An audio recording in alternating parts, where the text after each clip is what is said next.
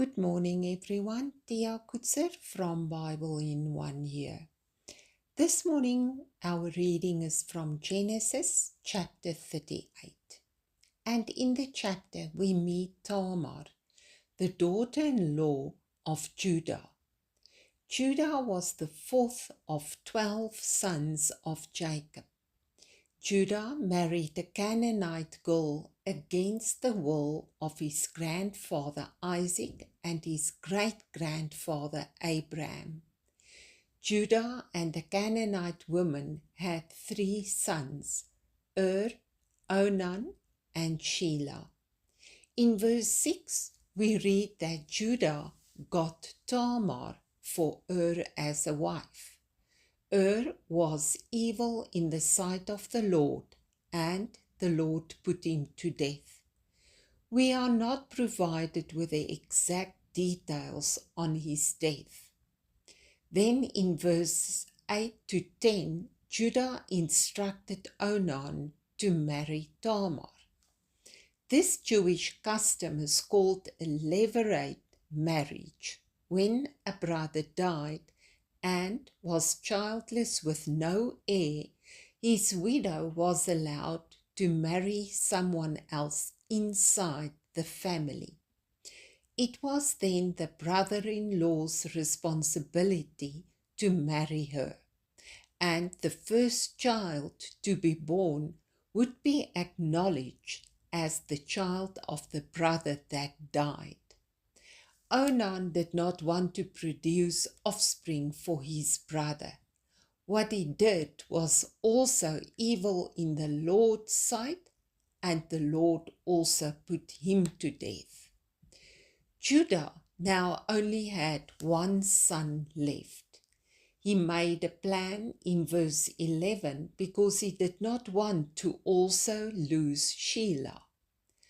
After a long time, Judah's wife died, and still he had not given Shelah to marry Tamar. So, in verse 13 to 19, it is now Tamar's turn to make a plan.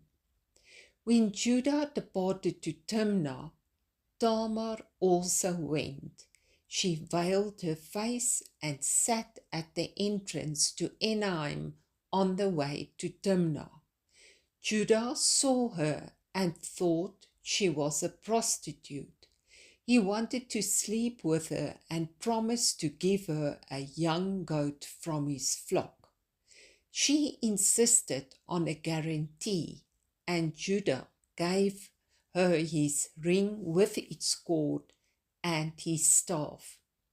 Afterwards, she returned to her father's house. Judah sent the goat by his friend to get his ring and staff back, but he could not find her.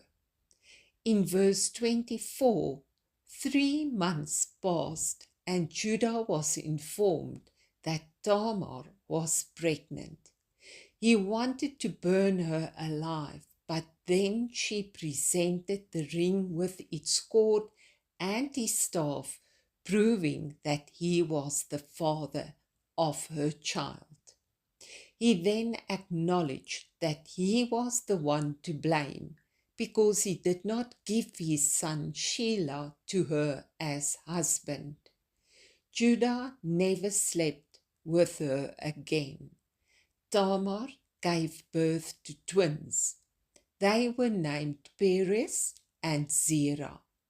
In Matthew 1 verse 3, we find again the name of Tamar in the listing of the bloodline of Jesus Christ, our Lord and Savior.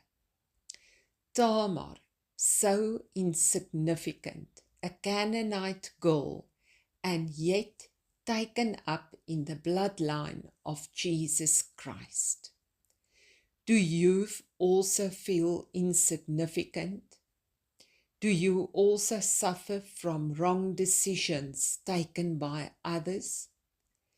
Jesus sees you and he loves you. If you trust him, he will lead and guide your future.